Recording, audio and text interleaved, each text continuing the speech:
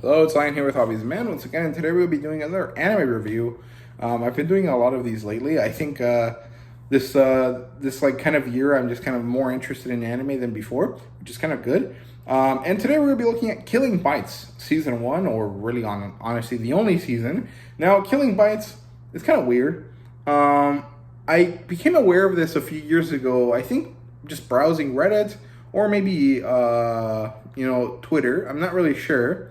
And I had been interested in it for a while. And then one day I was just browsing through the Amazon Prime, video list, and I saw that they had the season. I put it on my list, forgot about it for like a year, and eventually this year I finally got around to watching it. So it's pretty interesting. Killing Bites is a seinen manga. It's published on on Monthly Hero. Or Comicplex, actually. It was initially published in Monthly Hero. That magazine, I think, crashed and burned, and so they moved on to Comicplex. And so these might sound familiar if you're aware of any properties like Ultraman or Kamen Rider Kuga or Adam the Beginning. These kind of like classic old school series that got revitalized and reimagined into more modern kind of takes. And it's a Shugakukan magazine, so it would fall under Viz in the US, I think. And so it's actually a manga from a magazine that has very good stuff in it. And Killing Bites, I think, is also pretty good. I really enjoyed the anime, but it's interesting. It started in 2013 in November. It's still ongoing today. It's resting at 18 volumes, although there's enough manga chapters to make 22, I think. So I think at some point they just stopped printing them for some reason, and I'm sure they'll get back to it eventually. And it's an action sci-fi kind of story. Mostly it's an action story, and the backdrop or the reason why the characters are, the way they are in their action kind of hero phase is due to sci-fi. So, yeah, it's very similar to Kengan Ashura, or it has elements similar to Beastars as well.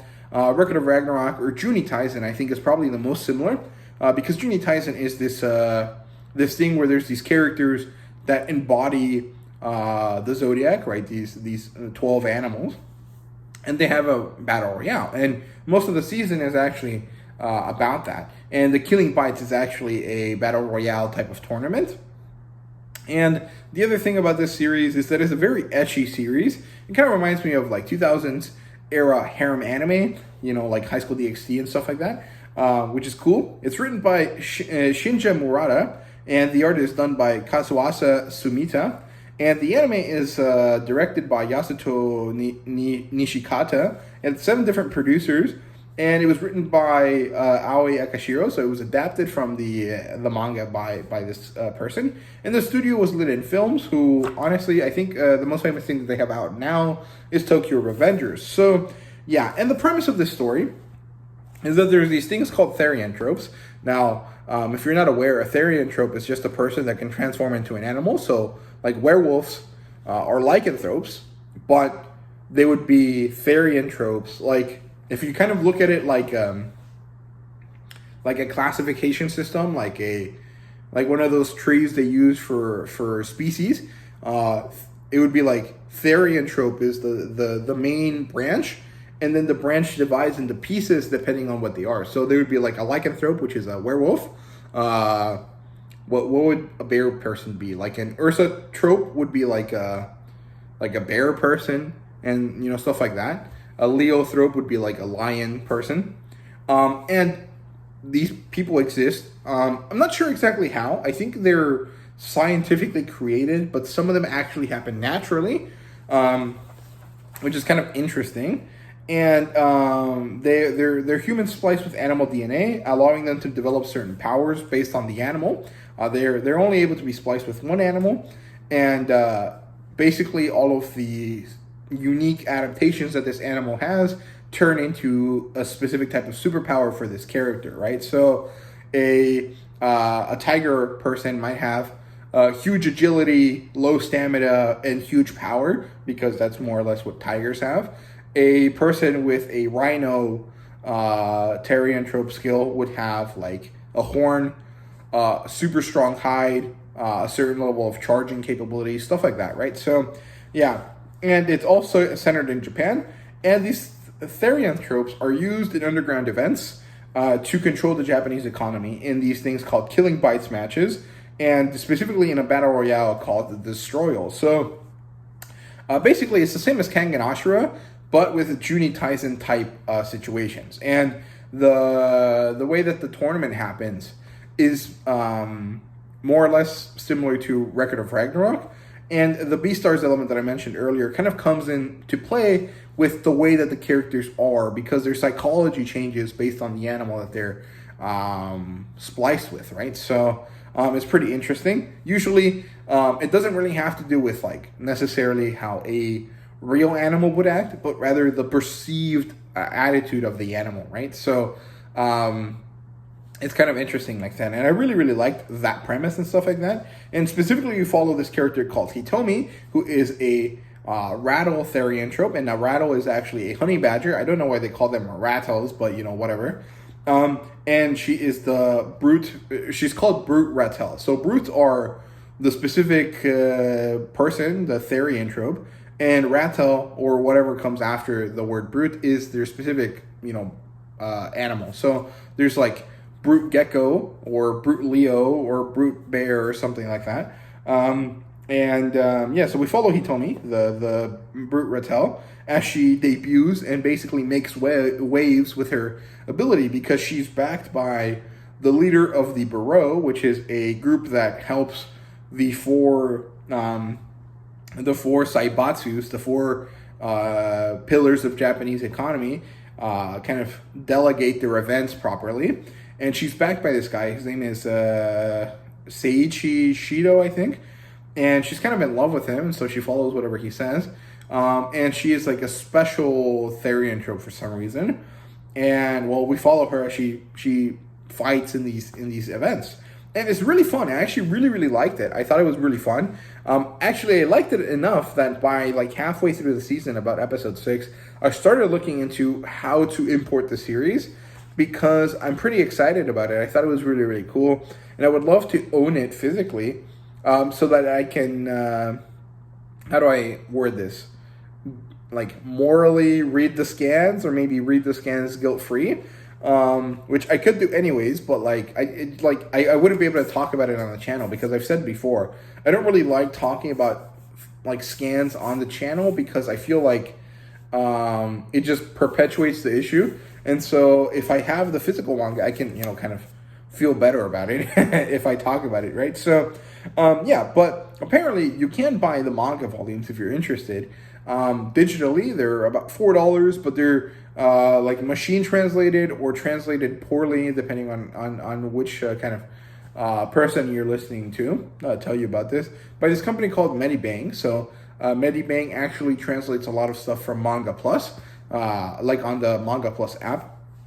So they don't do horrible work, but they don't do great work either. But it's available on Bookwalker for $4 a piece. I think actually for $3.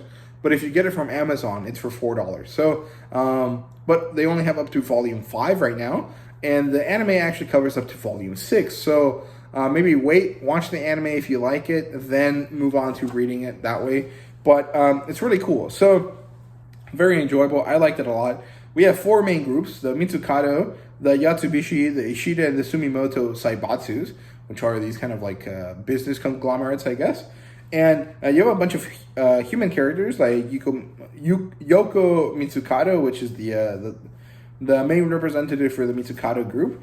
Yuya Namoto, who's actually a human character. He's kind of the everyman character that functions as the audience stand-in. So everything is explained to him so that you as the audience can understand.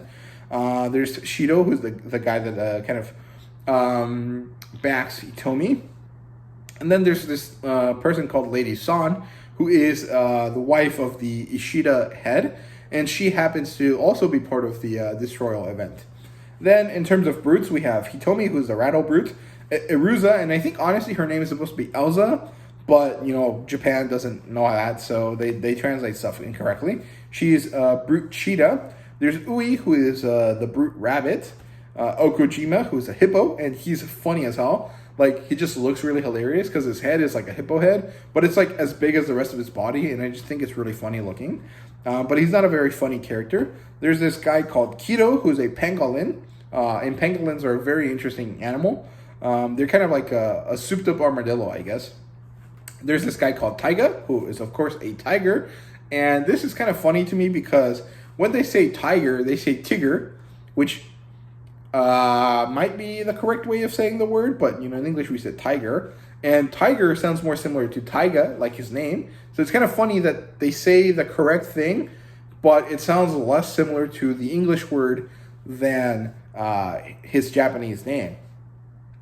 And it's kind of funny because basically all of the animal names are in English. So it's kind of funny that the one time they say it like in English, it doesn't sound like it's correct, right? So, yeah, and then we have this character called Yugo Tani, who's a lion.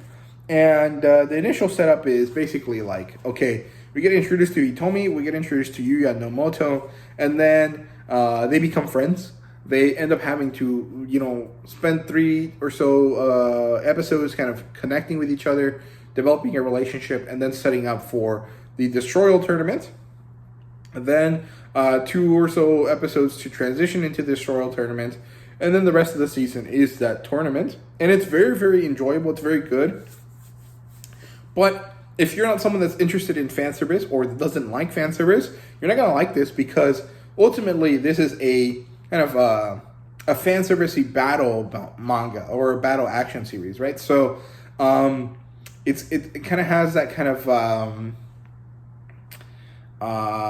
like if you've watched Bastard, where it's just like they're fighting and then out of nowhere there's just like this ecchi situation for some reason that really doesn't fit but kind of works. And it kind of gets to the point where it's a little bit uncomfortable, but it's still kind of funny, but also it's like weird.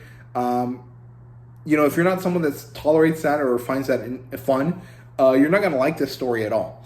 But if you're into that stuff and you wanted something a little bit different from the usual like action series that we have, like Record of Ragnarok and stuff, you might enjoy this. And I actually think that you should watch it and decide for yourself. But it's pretty fun. It's pretty ridiculous.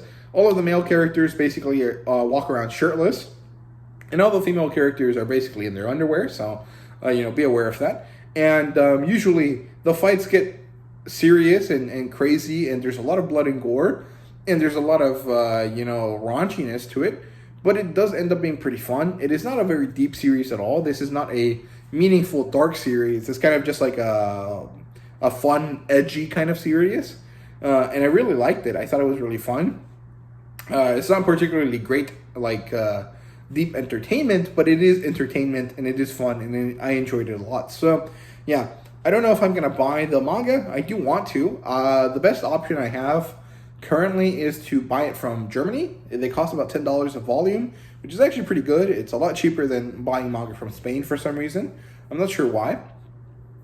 But I might do that, and then I'll read the scans. But at this point, I'm not sure because if those digital volumes are available and they're only like $3 or $4, that's a much better deal, even if it's not a physical series, but it's also legal, so I would feel even less guilty about it. So I haven't really decided, but I do want to read it eventually. So I think I'll probably wait a while and kind of think about it. And, in like 6 months or so, if I'm still thinking about this series, I'll go ahead and make a purchase. And if not, I'll probably, forget about it. So, yeah, that's really it. This is kind of like a combined anime review plus like background about Killing Bites kind of video. It's different from how I usually review things, but I don't know. For some reason, I felt like this was the correct way to do this. And I hope you guys enjoyed. If you did, please leave a like, subscribe, and comment down below. Let me know your thought. And thank you guys very much for watching. See you guys later.